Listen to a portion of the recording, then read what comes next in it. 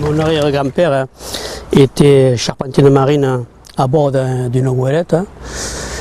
Et il faisait l'entretien, bien sûr, de ce bateau pendant les traversées, tout ça. D'ailleurs, j'ai chez moi une maquette faite par lui, qui est exposée chez moi. C'est tout le souvenir que j'ai de mon arrière-grand-père, qui s'appelait Ricciardi, et on était parents avec un Ricciardi qui était sur Sète et qui avait aussi un chantier naval, voilà, qui était à la Pointe-Courte, côté. Parce que je crois qu'il y a maintenant il y a des usines à la place, quoi. Voilà. Maintenant, mon grand-père, lui, qui s'appelait Bionomo, bien sûr, il est arrivé à l'âge de 7 ans sur 7 ans. À l'âge de 7 ans, mais lui, il s'est mis dans la pêche. Dans la pêche, il avait un bateau bœuf. Malheureusement, je n'ai pas connu, ne serait-ce que, enfin, à part par des photos, je n'ai pas connu mon grand-père. On est parti sur 7, de 7, moi j'avais 4 ans quand on est parti de 7 et j'ai aucun souvenir, malheureusement, comme je dis, j'ai aucun souvenir de mon grand-père. Mon grand-père était pêcheur et mon père, lui, était apprenti. Bon, avant de partir à l'armée, il était apprenti, même ouvrier chez Aversa. Mais mon grand-père, lui, ne voulait pas. Mon père voulait faire reprendre le bateau de pêche de son père, hein, mais mon grand-père, lui, n'a jamais voulu, en disant que la pêche n'était pas porteur. C'était pénible, et c'était pas porteur assez d'argent pour lui, je ne sais pas. Enfin. Et aussi, avant que mon père finisse le régiment, mon grand-père a vite vendu son bateau, de façon que son fils ne puisse pas reprendre, qui était l'aîné. Mon père était l'aîné d'une famille de 4, de 3, 4 non. 4, l'aîné est mort pendant la guerre. Donc mon père a été l'aîné après, et mon père, lui, voulait reprendre la pêche, mais mon grand-père a vite vendu pour pas que se fasse, quoi. Enfin, mais mon père, lui, a continué son travail de la construction navale, a repris son travail chez M. Aversa. Et il y est resté pendant 30 ans. Il y a eu une période d'un an ou deux où il a, je ne sais pas pour quelle raison, il a quitté Aversa, il est allé travailler avec M. Repetto, avec Chantier Repetto.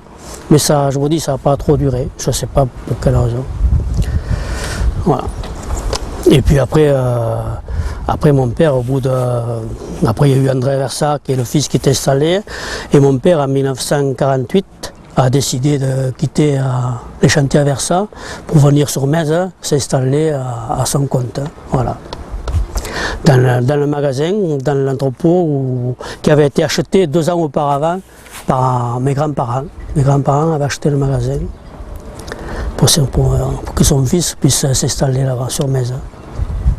Voilà, bon, et mon père, bon, quand il est en 1948, il s'est installé sur Metz, et c'est là qu'il a commencé. Il a construit des nacelles à fond plat, puisque dans les temps, lui, bon, il n'y a que le fond plat qui était, la nacelle était le bateau principal. Hein. Il a construit des nacelles, il a construit des barquets, il a construit des légafoles qui servaient pour la pêche, pour les pêcheurs, pour les palourdes, pour la boîte. Hein. Il a construit après, bon, après quand il y a eu la structure, il a construit des gabarres, hein, d'abord. Et des gabarres qui étaient au départ, qui étaient remorqués par des nacelles. Mais après, bon, il y a eu les moteurs au bord, donc après il y a eu la gabarre. Hein, il y a eu le sapinou. Et voilà. Après il y a eu les nacelles à moteur, bon, mais. Après la motorisation a été aussi dans les nacelles, donc ça a été une nacelle à moteur. Voilà. Mon père avait toujours 1 an ou même 2 d'avance de commande.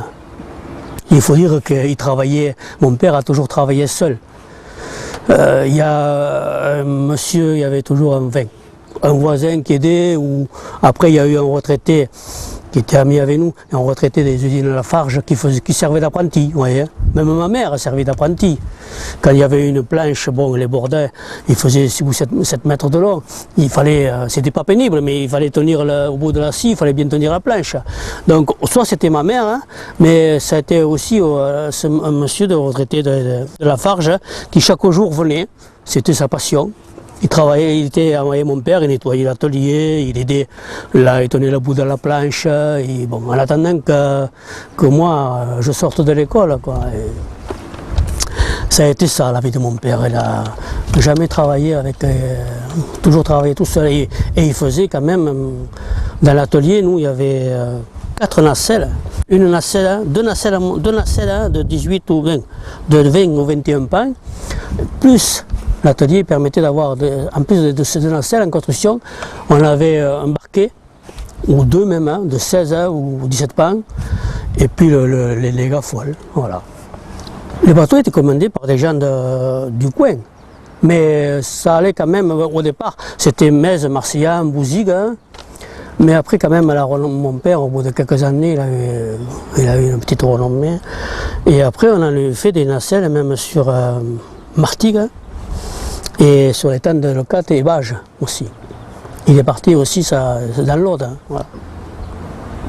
Mon père au départ a travaillé tout ça à la main, à part les membrures qui étaient tirées dans des branches naturelles de pin maritime, hein, que là vraiment c'était vraiment trop important pour le faire à la main. Donc il avait un collègue qui est sur Metz, un collègue d'enfance qui était tonnelier sur Metz, hein, Escalès il s'appelait, hein, qui avait une grande tonnellerie d'ailleurs, et qui lui avait les machines, hein, donc une scie à ruban, et une combinée aussi. Donc mon père, avant d'avoir les moyens financiers d'acheter ces machines, hein, en accord avec son copain, et qui devait sûrement le payer, hein, il devait sûrement payer, je ne sais pas, mais je pense qu'il devait quand même y payer au moins l'électricité.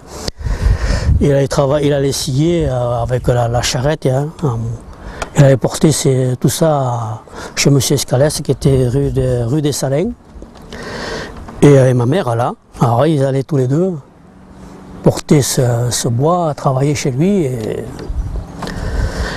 Et d'ailleurs, même à l'époque, il y avait le bateau de M. Lacombe, hein, qui faisait la navette, hein, les grosses péniches qui faisaient la navette 7 mètres, hein. Et mon père recevait d'ailleurs ces planches, hein, les planches qui servaient pour les bordages, hein, qui faisaient 7 ou 8 mètres de long. Au départ, recevait ces planches, hein, par ce bateau qui arrivait de chantier de Midi-Bois ou de la Méridionale, à ce moment-là c'était la Méridionale, hein, et qui était charrié par ma mère et mon père par une charrette en bois jusqu'à l'atelier. Moi, mon parcours, il a commencé très jeune, hein, parce que comme j'étais à l'école, mais à l'école, nous, là, avant, c'était le jeudi.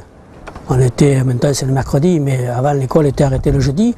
Donc moi, le jeudi, même jeune, c'était avec mon père. Hein. Mon père n'a jamais accepté que je sois dans les rues. Il avait raison d'ailleurs, je reconnais qu'un tel avait raison. À l'époque, j'ai trouvé à redire. Mais maintenant, avec l'âge, je reconnais qu'il avait raison. Et j'étais jamais dans les rues, donc dès que j'étais à mesure, moi, de tenir un outil, mon père m'a pris avec lui et il m'a dit, voilà, ne serait-ce que nettoyer dans l'atelier. Mais moi, je me régalais, de toute façon, j'étais apprenti avec lui. Et ça a duré jusqu'à ce que moi, je quitte l'école en 1960. Mais quand j'ai quitté l'école en 1960, moi, d'ailleurs, j'ai même pas fini l'année scolaire, parce que l'année scolaire finissait en juin. Et en mai, mon père, au vu du résultat de mon carnet, il m'a dit, bon, c'est pas la peine que tu continues l'école. On m'a dit, au moment que tu n'es plus à l'école, il m'a dit, il y a du travail qui t'attend. Et au mois de mai, a dégagé de l'école et on s'est mis au travail. Et bon, mais comme en 60, quand j'ai quitté l'école, moi, de toute façon, je savais tenir tous les outils, aussi bien la varlope que l'herminette, même, je me servais des outils déjà, quoi. Sans aucune prétention, j'étais pas apprenti, quoi. À 16 ans, quand j'ai quitté l'école, moi, j'étais pas apprenti. Je me suis mis là avec mon père, et tout content d'ailleurs que j'étais de travailler avec mon père. Hein. Et voilà, et cette affaire a duré, bon, mon père, on a travaillé le bois. Bon, moi j'ai commencé en 1960 officiellement en 60. Et le polyester, lui, a commencé, mon père est décédé en 72. Je commençais déjà à faire un mixte bois et polyester. Bon, mais carrément le polyester, ça a été en 73. Donc moi j'ai fait le bois purement de 60, que j'ai quitté l'école officiellement, quoi. Jusqu'en 73, que là on a carrément abandonné le bois, parce que d'abord parce que les membrures qui étaient en pain maritime naturel, qui étaient plus personne ne nous livrait. Même un an ou deux avant, plus personne ne nous livrait, parce que c'est les scieries qui prenaient ça pour la pâte à papier. Donc ils n'allaient pas s'enquiquiner, qu'en parlant français, à chercher la branche qui était à la coupe au volu pour nous les porter à nous. Ils préféraient tout bazarder aux usines à papier. On était arrivé à un point où j'avais acheté moi-même une tronçonneuse à chaîne, c'était au début que ça sortait. Et j'avais eu la chance que ma soeur était mariée avec un propriétaire. Mon beau-frère, il a une grande campagne sur Metz, qui avait des pins.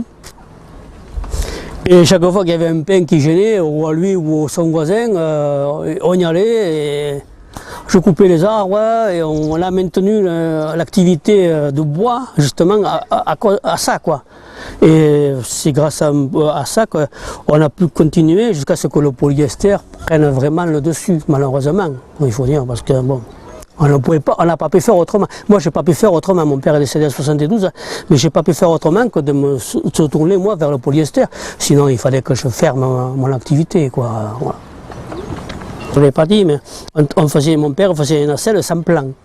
Il avait un petit carnet où il marquait toutes les dimensions. Chaque fois qu'il y avait un modèle qu'il voyait, il marquait les dimensions. Et quand il avait sorti ce bateau, il voyait qu'il y avait un défaut. Enfin, à ses yeux, il y avait un défaut. Donc, il reprenait son carnet, il modifiait tout. On n'avait pas de plan comme il y a maintenant. Cette nacelle a été construite par mon père. Je vais vous dire pourquoi. Parce que chaque charpentier des bateaux, comme je l'ai déjà dit, les bateaux étaient construits sans plan. Et c'était la main du charpentier qui définissait la forme du bateau.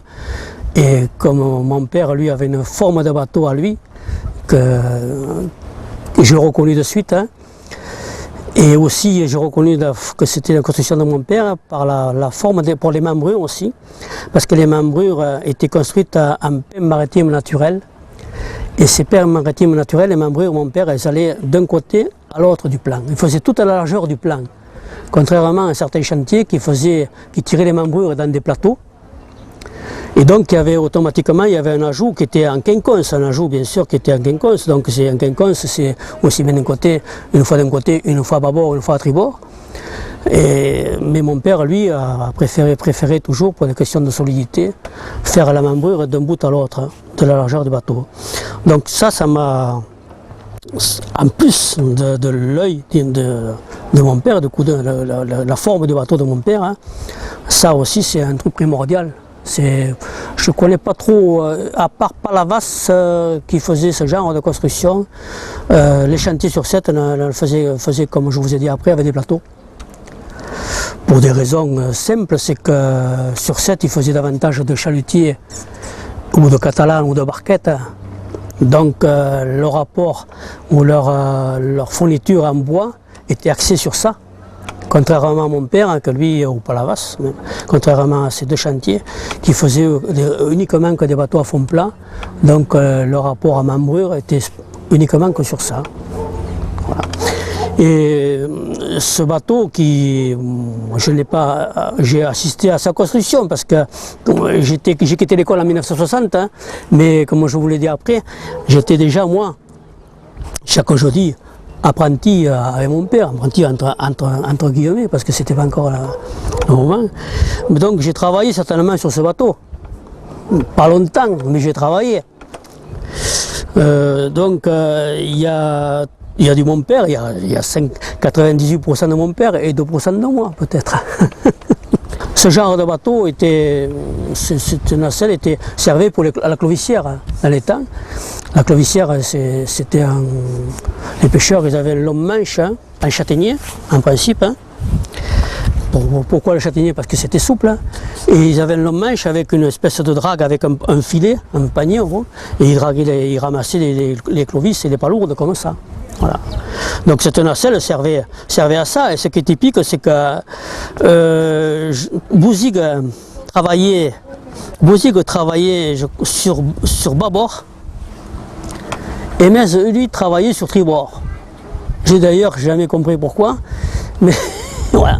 Mais chaque village avait, du moins ces deux, c'était typique, chaque fois qu'on faisait une nacelle, la nacelle, le blanc, on travaillait Bouzig sur tribord, sur bâbord et Mez sur tribord. Allez savoir pourquoi. Voilà. Les nacelles servaient aussi pour caler les filets, pour les capichades.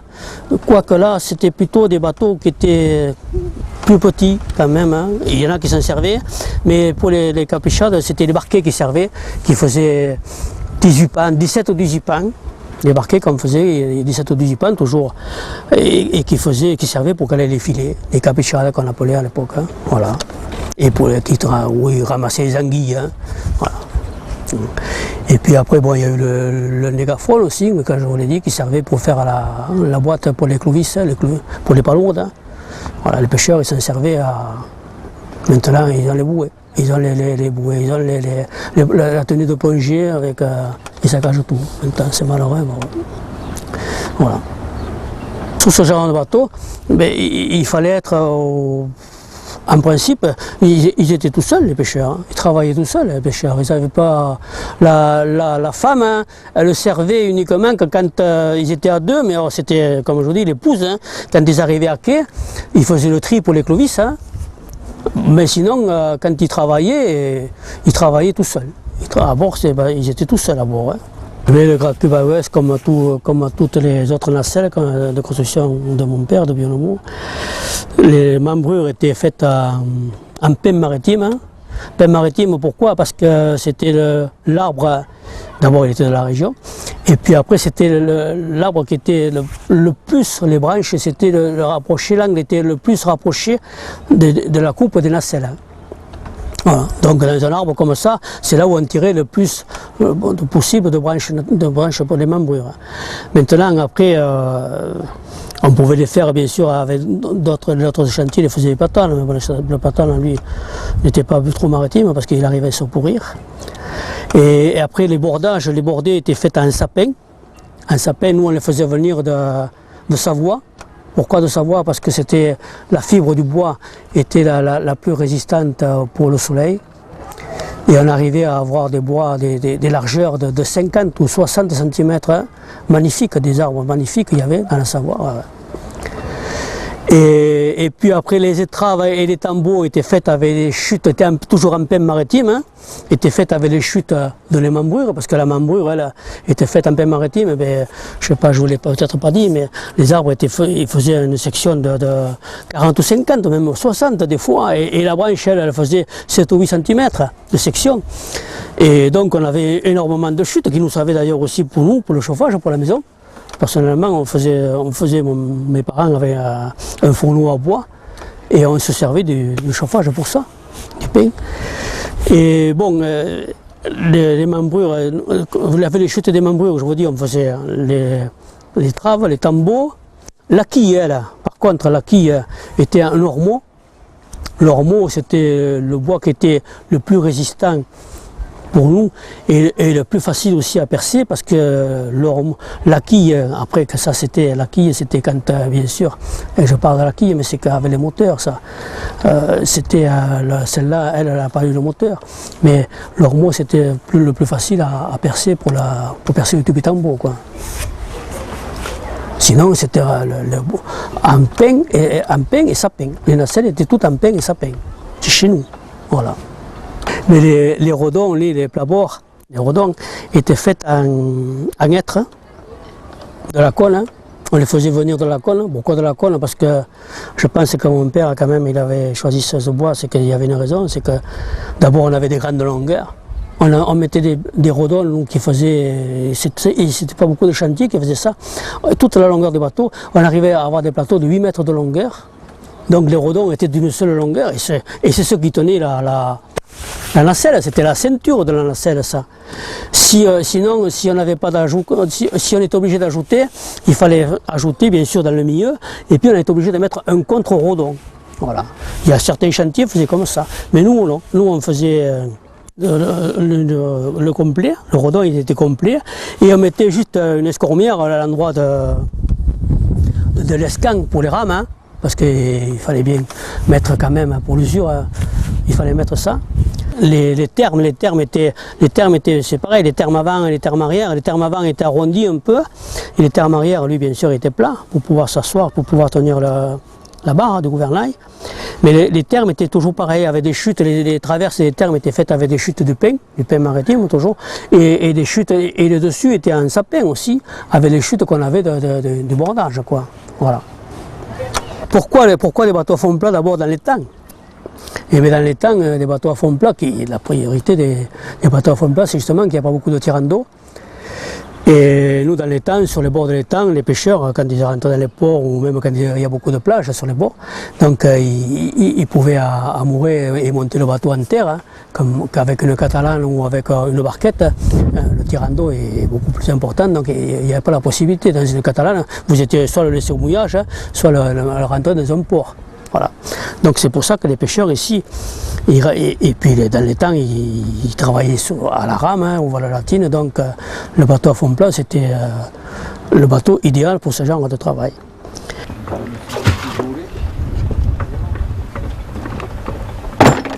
Et moi je fais rien alors là.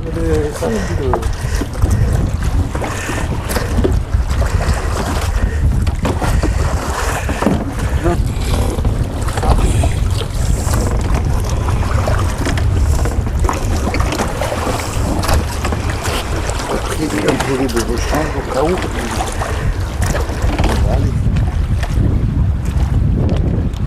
On va partir là-bas. Il faut partir, ouais. Il faut partir là-bas, sinon ça va. Sinon on va être pris par le vent, il va nous prendre. Hein.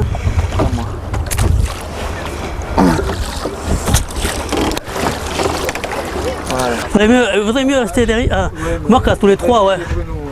À tous les trois, mais on n'arrivera pas là. Tu vois qu'on va y arriver à la montée là? À la montée un petit peu. Ouais, c'est notre poids quand même qui fait le tirant. Eh ouais, c'est derrière qu'il faudrait la soulever et appuyer derrière. Sinon, je suis content qu'elle ait été bien conservée quand même. Hein. Elle n'a pas bougé, hein. Les membrures, il n'y en a aucune de membrure de cassée à celui-là, si? Non, pas apparemment, il y en a une qui était un peu en bout là. Tu vois celle-là? Elle est en train de courir. Ah ouais, en bout, ouais. Ouais. Tu vois? Mais après, en dessous, ça va quoi.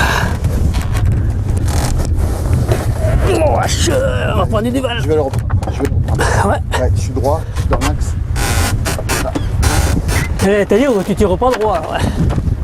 Un coup de main. Ouais. Regarde là. Elles sont nickel. Hein, elles sont nickel, hein, avec l'âge qu'elles ont. Hein. C'est évident.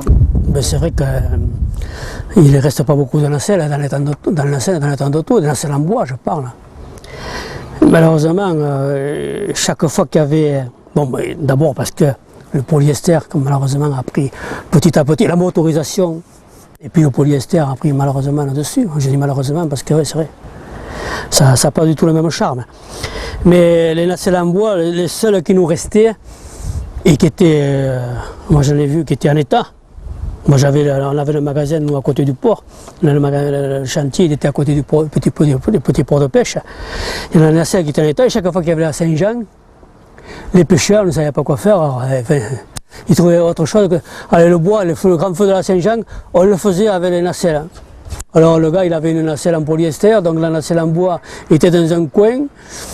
Peut-être que les mairies aussi insistaient pour les débarrasser, et voilà, la meilleure chose qu'on voyait, c'était d'y mettre le feu pour la Saint-Jean.